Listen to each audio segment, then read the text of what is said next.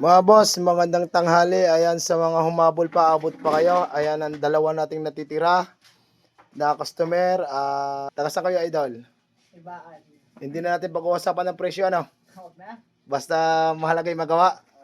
Gawa ng baka makita doon ng misis. Pagyayabang daw niya na nakapasil sa akin. Ayan. Ang kay sir, hindi namin pag-uusapan. Ayan ang kay sir. Alam naman ni sir kung anong mga sirang pinapalitan namin at pinakita namin sira. Ay sabi niya, baka makita ng misis niya kung magkano ginastos, sir, ano? Patay tayo dyan. Si idol naman, Dol, taga saan kay sir? Pasig.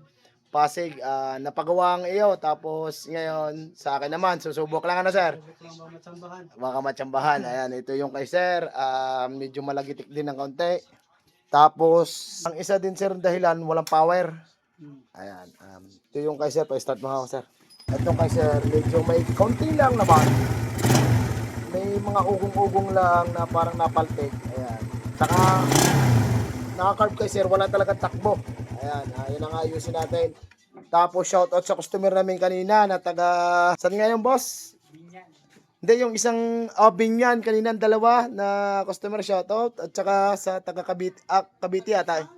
Laurel pala, ayan, shoutout sa iyo, boss. Thank you pala sa tip na binigay. Ayan, uubusin na namin yon. Sa mga hahabol, mga boss, abot na abot. Sir, tama, ano? Maaga pa, no?